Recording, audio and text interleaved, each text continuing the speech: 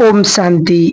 जब भी कोई हमको कुछ कहता है और किसी की बात हमारे दिल को लग जाती है, तो हमें एक बहुत बड़ी सोच चलना शुरू हो जाती है और हमारा दिल करता है कि हम अपने दिल की बात जिससे हमारा दिल हमारा बहुत भारी हो रहा है, किसी से जाकर के शेयर करें।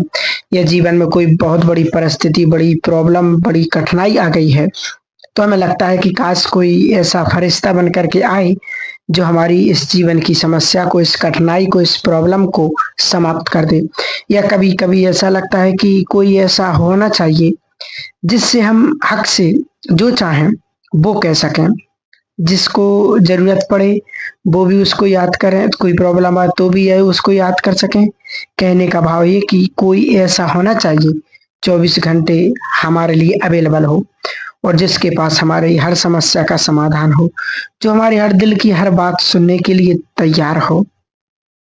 ऐसा कौन हो सकता है? ऐसा तो सिर्फ दुनिया में एक ही है, जिसको कहते हैं परमपिता परमात्मा। जिससे बड़ी शक्ति दुनिया में किसी के पास नहीं है।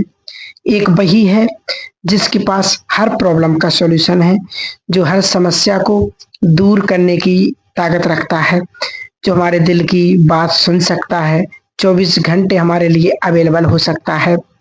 वो शक्ति क्या है? किस तरीके से हम अपनी बात को उन तक पहुँचाएँ? क्या हमारी बात 100% उन तक पहुँचेगी? क्या हमारी 100% प्रॉब्लम का सॉल्यूशन मिलेगा? तो आज हम इसी पर बात करने वाले हैं। तो सबसे पहले तो हम सुनते हैं कि परमपिता परमात्मा तक अपने दिल की बातें कैसे पहुँचा सकते हैं। परमपिता परमात्मा अपने महावाक्यों में स्वयं बतलाते हैं कि बच्चे, आप मुझे प्यार से पत्र लिखिए। जो भी आप दिल की बात कहना चाहते हैं, आपने पूरे दिन में क्या किया, अपने दिल की बात को शेयर करना चाहते हैं, कोई भी प्रॉब्लम आ गई है, कठिनाई आ गई है, किसी चीज़ का समाधान नहीं मिल रहा है, आप जो चाहें वो मुझे लिख सकते हैं। एक सत्य अनुभव सुनते हैं जिससे आपको ये 100% श्योर हो जाएगा कि जब हम परमपिता परमात्मा को पत्र लिखते हैं, अपने दिल की बात लिखते, तो वो उस तक पहुँचती है या नहीं? अगर पहुँचती है तो क्या सचमुच वो उसका समाधान भी करता है, हमारी मदद करता है या नहीं? ये सत्य अनुभव है जम्मू कश्मीर की जो इंचार्ज हैं, आदरणीय सुदर्शन दीदी जी, उनका अनुभव है। वो अपने अनुभव में बतला रही थी, जो कि हम ऐसे एरिया में रहते हैं जहाँ प्रतिदिन कुछ ना कुछ होता रहता है। तो उस समय भी ऐसा माहौल चल रहा था जहाँ आतंकवादियों का ज़्यादा आतंक हो रहा था, जिसकी वजह से चारों तरफ कर्फ्यू लगा हुआ था। और जब कर्फ्यू लगा हुआ है तो भाई बहनों का आना भी सेंटर पर बंद हो गया था। तो उन्होंने कहा कि अब कोई भी सेंटर पर नहीं आ रहा था। तो आप सब समझ सकते हैं कि जब सेंटर पर कोई भाई बहन नहीं आ रहा है, तो अगर दीदी को किसी चीज़ की ज़रूरत है, कोई आवश्यकता है, वो अकेली हैं, तो वो किसी के पास मदद के लिए नहीं जा सकते। अगर वो फ़ोन भी करते तो भी उनकी मदद के लिए नहीं आ सकता है, ऐसी हालत में। तो वो एक दिन जब वो सबसे उनकी एक सबसे बड़ी विशेषता क्या थी कि उन्होंने कहा कि मैं रोज़ प्रतिदिन संदली पर बैठ कर के ही मुरली सुनाती हूँ। मैं कभी नहीं सोचती कि कोई सामने बैठा है या नहीं। भले एक आत्मा है, भले 100 आत्मा है, भले 1000 आत्मा है, इस चीज़ से मुझे कोई फ़र्क नहीं पड़ता। मुझे लगता है कि परमपिता परमात्मा ने मुझे ये ड्यूटी दी है, तो मुझे अपनी ड्यूटी को पूर्ण करना है। परमपिता परमात्मा को अपने महावाक्य इस मुख का आधार लेकर के आत्माओं को सुनाने हैं। तो मुझे अपने उस कर्तव्य को समझ करके हमेशा पूरी शिद्दत से, बस पूरी ईमानदारी से इस कार्य को करती हूँ। भले उन दिनों में कोई भाई-बहन नहीं आ रहे थे, परंतु मैं अकेली ही संदली पर बैठ कर के महावाक्य सुनाती थी और मैं ये कहती थी कि बाबा, आज आप मेरे मुख के द्वारा सुनाएँगे और मैं आपके कानों द्वारा मैं इन महावाक्यों को आत्मा सुनती हूँ। तो एक दिन बाबा के महावाक्यों में आया कि बच्चे कैसे हैं, जो अपना समाचार ही नहीं देते हैं। इतने-इतने दिन हो जाते जो बाबा को पत्र नहीं लिखते हैं, अपनी खुश-खैरापत भी नहीं बतलाते। बाबा को कैसे पता चले कि बच्चों का हाल क्या है? तो सुदर्शन दीदी ने कहा कि मुरली के पश्चात जब मैं झाड़ू लगा रही थी, तो मेरा मुरली का मनन चिंतन चल रहा था। तो यही बात मेरे मस्तिष्क में घूम रही थी कि आज बाबा ने बच्चों को उलाहना दिया है कि बच्चे कैसे हैं जो अपने बाबा को खुश खैरापत नहीं देते हैं, अपना हाल चाल नहीं बताते हैं। तो फिर उन्होंने कहा, मैंने झाड़ू को वहीं रखा और मुझे लगा कि मैं पहले बाबा को प्यार से पत्र लिखती हूँ। तो मैंने कॉपी पेन उठाया और बाबा को बड़े प्यार से पत्र लिखने लगी। सबसे पहले मैंने बहुत दिल से बाबा का करोड़ों करोड़ों बार धन्यवाद दिया कि बाबा आपने मुझे चुना, अपना बनाया, मुझे इतना खुशकिस्मत बनाया, मैं आपका किन शब्दों में धन्यवाद करूं। उन्होंने कहा, उसके बाद मैंने कहा, अपनी खुश खैरापत दी कि बाबा सब कुछ बहुत अच्छा है, बस आप तो जानते हैं कि ये समय कैसा माहौल चल रहा है, सब सेंटर पर कोई चीजें अवेलेबल नहीं है, इन चीजों की कमी है। तो कहते कि फिर मैंने उसकी आगे एक लिस्ट बनाई उसी पत्र में कि तेल नहीं है, नमक नहीं है, माचिस नहीं है, माना मैंने छोटी सी बड़ी चीज हर चीज लिख दी ऐसी। और फिर मैंने उस पत्र को फोल्ड किया और बड़े प्यार से तकिए के नीचे रख दिया और मैं अपने काम में लग गई। और अभी मेरा पूरा झाड़ू ही नहीं लगा था, झाड़ू ही लगा रही थी, तभी वहां पर डॉन बजी। तब मैंने दरवाजा खोला तो सामने कुछ व्यक्ति थे जो मिलिट्री के थे। तो फिर मैंने कहा लगा कि ये यहाँ पर क्यों है। तो उन्होंने कहा, दीदी जी ये सामान आपके लिए है और आप, हम जल्दी में थे परंतु आपको और कुछ जरूरत पड़े तो हम आपको बता देना। और वो ये कह करके वहां से चले गए। मैं आवाज भी लगा रही कि भाई जी किसने भेजा, क्या है। उन्होंने कोई जवाब नहीं दिया। तो मुझे भी लग रहा था कि ये सतगुरुवार है, शायद किसी भाई बहन ने भोग के लिए भेजा होगा।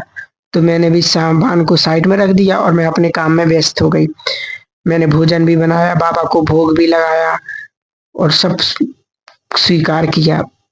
और फिर कुछ पश्चात मैंने उस पैकेट को खोला कि कुछ भोग के लिए सामान होगा तो मैं निकालती हूँ, क्या भोग बनना है। और जब मैंने पैकेट को खोला तो उसमें सबसे ऊपर तेल ही था। फिर मुझे लगा कि उनको पता कि यहाँ तेल नहीं है। फिर मैंने देखा कि उसके नमक था, मैंने देखा तो माचिस था। फिर मुझे थोड़ा थोड़ा लगने लगा कि ये वही सब चीजें लग रही हैं जो मैंने लेटर में लिखी थी।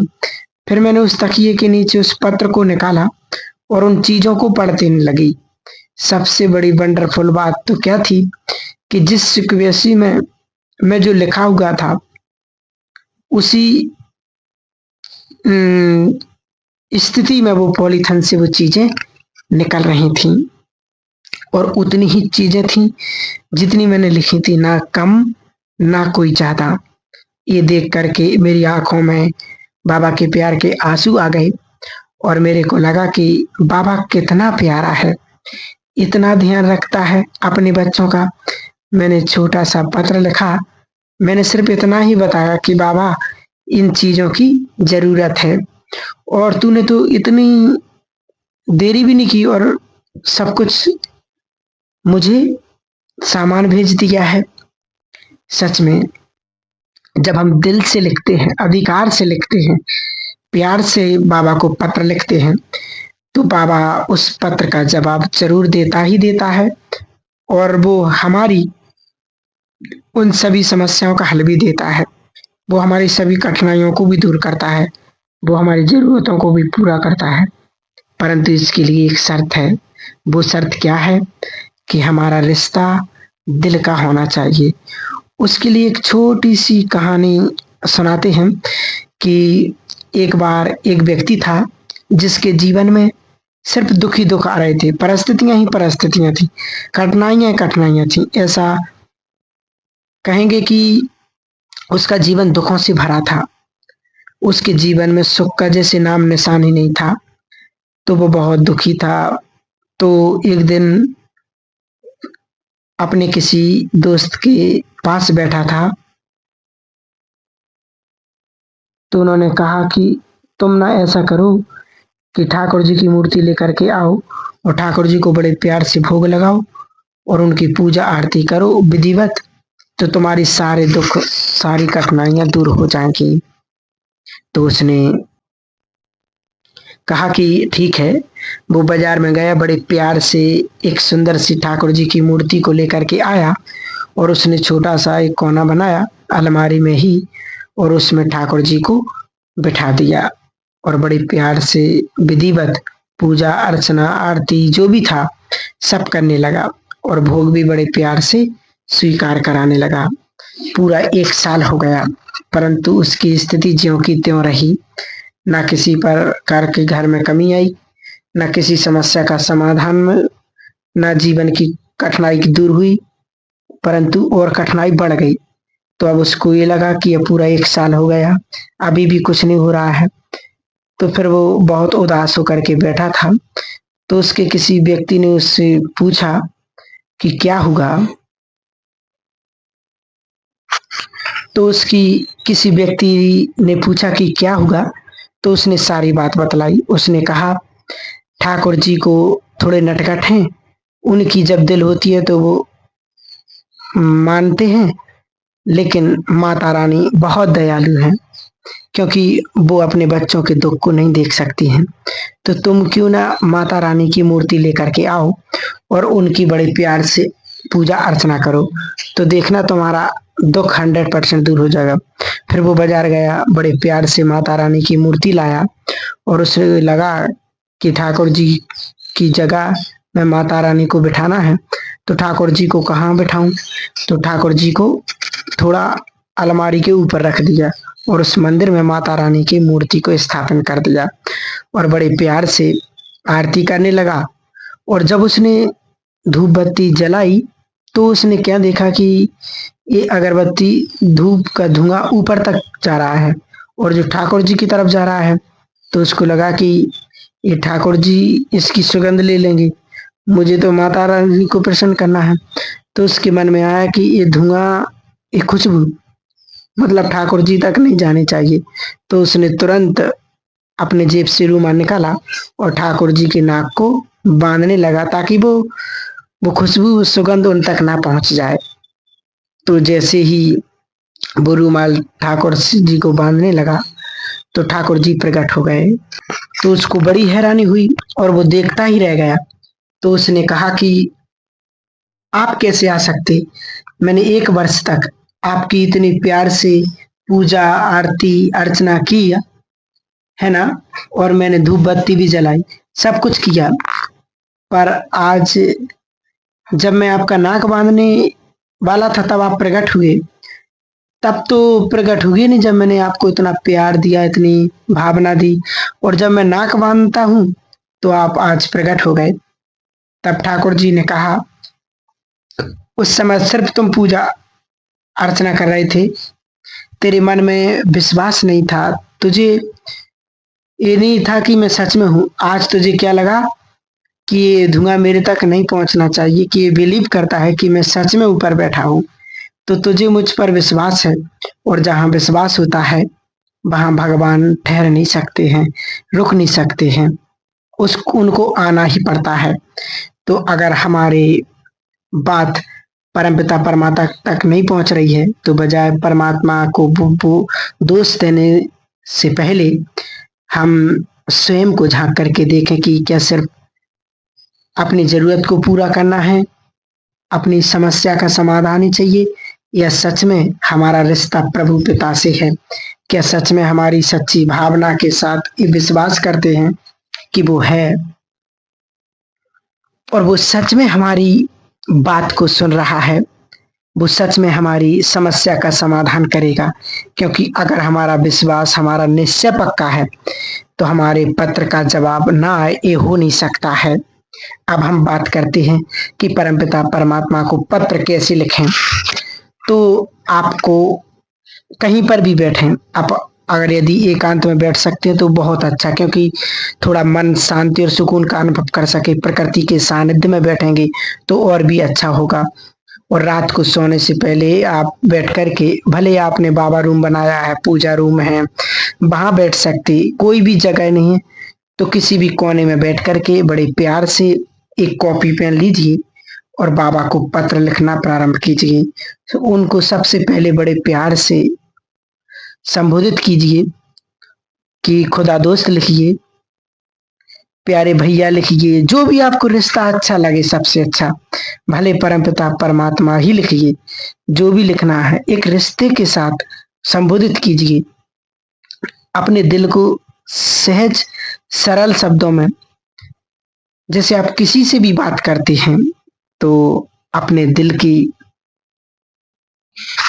अपने दिल की बातें हैं वो लिखिए, अपनी समस्या लिखिए और बाबा का दिल से धन्यवाद कीजिएगा, क्योंकि प्रभु पिता ने हमें इतना कुछ दिया है कि हमारी सांस भी उसका शुक्रिया करे तो भी बहुत बहुत कम है। उसके पश्चात भी सब कुछ लिख दीजिए, अपना पूरा हाल चाल लिखिए, अपनी समस्या लिखिए, अपना कोई प्रश्न पूछना तो वो भी लिखिए। कहने का भाव कि जैसे हम किसी से अपने दिल की हर बात शेयर करते हैं, वैसे ही प्रभु पिता से भी अपना प्यारा दोस्त, अपना सबसे नजदीकी विश्वास पात्र समझ करके सब बातें लिख दीजिए। और उसके पश्चात आप क्या फील करेंगे, बड़े प्यार से 2 मिनट के लिए ध्यान कीजिए। प्रभु पिता को बड़े प्यार से निमंत्रण दीजिए कि हे प्रभु पिता, आप अपना परम धाम घर छोड़ करके मुझ बच्चे के पास आ जाओ और अनुभव करें कि एक जगमगाती सुंदर ज्योति, जिसका तेज हजारों सूर्य से भी अधिक है, वो आपके सम्मुख खड़े हैं, सूर्य के भांति चमक रहे हैं, जिससे अनंत किरणें निकल रही हैं और वो शक्तिशाली किरणें आपके ऊपर पड़ रही हैं और वो किरणें आपको बहुत बहुत शक्तिशाली बना रही हैं, सुकून दे रही हैं, सुख शांति का अनुभव करा रही हैं। उसके पश्चात बड़े प्यार से परमपिता परमात्मा को वो पत्र सौंप दीजिए और बोलिए कि मैंने आपको बड़े प्यार से अपने दिल की बातें लिखी और फील कीजिए कि जैसे उनकी किरणों रूपी हाथ ने उस पत्र को लिया और बड़े प्यार से एक एक शब्द को पढ़ा। उसके पश्चात मेरे सिर पर हाथ रखा और कहा कि बच्चे, तू चिंता मत कर, मैं बैठा हूं ना। और उसके पश्चात बिल्कुल निश्चिंत हो जाइए, एक भी संकल्प न चलाइए कि ये होगा या नहीं होगा, क्योंकि अगर संकल्प चल रहे हैं तो इसका अर्थ है कि मुझे उस पर पूरा विश्वास नहीं है। हाँ, अगर सचमुच संकल्प चाहते तो 100% निश्चय है, और जहां निश्चय है वहां जीत ना हो, विजय ना हो, काम ना हो, समाधान ना हो, ये हो ही नहीं सकता है, ये असंभव है। अगर उसके पश्चात परमात्मा को जब आपने सौंप दिया है, उनका दिल से धन्यवाद किया है, उनके प्यार और वरदानों का अनुभव किया है, उसके पश्चात आप चाहें तो उस लेटर को आप जला सकते हैं, ताकि आपकी गोपनीयता बनी रहे, ताकि आपकी गोपनीयता बनी रहे। कई बार हमारे मन में ये डर होता है कि कोई दूसरा उस बात को ना पढ़ ले, वो बात को हम किसी दूसरे के सामने शेयर नहीं करना चाहते हैं। अगर आपको मधुबन में है, बाबा के घर में है, बाबा को जो पत्र लिखने की भंडारी है, आप उसमें डाल सकते हैं। वहां पर भी आप निश्चिंत रहिए, वहां पर कोई भी आपके पत्र को नहीं पढ़ेगा, क्योंकि प्रतिदिन हजारों लाखों पत्र आते हैं और सभी को बिना पढ़े ही जला दिया जाता है। अगर आप सेंटर पर और घर पर लिख रहे हैं, आप नहीं चाहते कि कोई आपके उस लेटर को पढ़े, तो आप उसको बाबा को सौंप करके निश्चिंत होकर के फिर उस लेटर को आप जला सकते हैं या पानी में गला दें, ताकि उस लेटर का अस्तित्व समाप्त हो जाए और आप कोई भी लेटर को पढ़ भी ना सके और आपकी गोपनीयता बड़ी रहे। इस प्रकार से आप बाबा को रोज प्रतिदिन पत्र जरूर लिखिएगा। ओम शांति।